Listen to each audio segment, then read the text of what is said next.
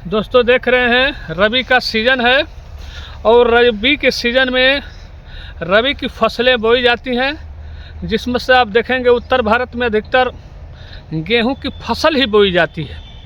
अगल भी देखेंगे, बगल भी देखेंगे, हमारे पीछे भी देखेंगे, गेहूं का जो है गेहूं की बुआई हुई है। और गेहूं में आप देखेंगे कि अब उसमें 2 पत्ता हो गया है। 2 पत्ता हो जाने पर इसमें हल्की सिंचाई कर देनी चाहिए, यानी 21 दिन पर आप उसको हल्का सिंचाई कर देंगे तो उसके जो है जड़ मजबूत होंगे और तेज़ी से वो आगे बढ़ेगा।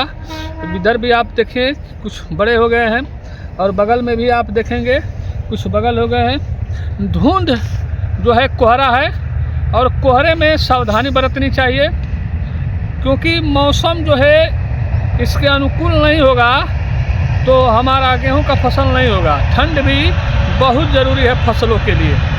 अगर ये जनवरी तक अगर ऐसे हो जाए, जनवरी या कुछ कहिए फरवरी तक भी अगर मौसम ठंड का रहे तो ठीक रहेगा, क्योंकि फसल के लिए ठंड अति आवश्यक है।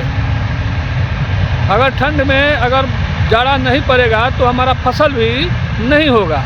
और इसके लिए आप देखेंगे कि लोग तो ठिठुर रहे हैं, लेकिन ये फसलों के लिए ठंड अति आवश्यक चीज़ है। आप देखते चलें। तो देखिए हम इस समय खेत के मेड़ पर चल रहे हैं और खेत के मेड़ आप बीच में दिखाई भी देगा। इधर भी खेत है, इधर भी खेत है। मेड़ इसलिए हम लोग सुरक्षित रखते हैं कि इस पर हम चल करके अपने खेतों तक पहुंच जाएं सुगम तरीके से। इसीलिए मेड़ हम लोग रखते हैं कि ये मेड़ जो है दोनों खेत के बीच का ये सीमा है। एक तरह से कहा जाए कि दोनों खेत के बीच का ये सीमा है। ये निर्धारित करता है कि इधर का खेत फलाने का है और इधर का खेत ढिकाने का है, ठीक ना। और इससे सुरक्षित भी रहेंगे कि हम अगर इसमें सिंचाई करना हो तो पाइप अगर इसमें बिछाएंगे तो आराम से पाइप भी बिछा दे जाएगा, लेकर चल भी जाएंगे और हमारा फसल जो है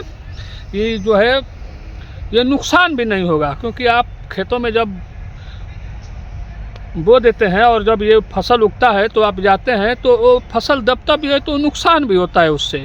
तो मेड़ खेतों में रहना अति आवश्यक है।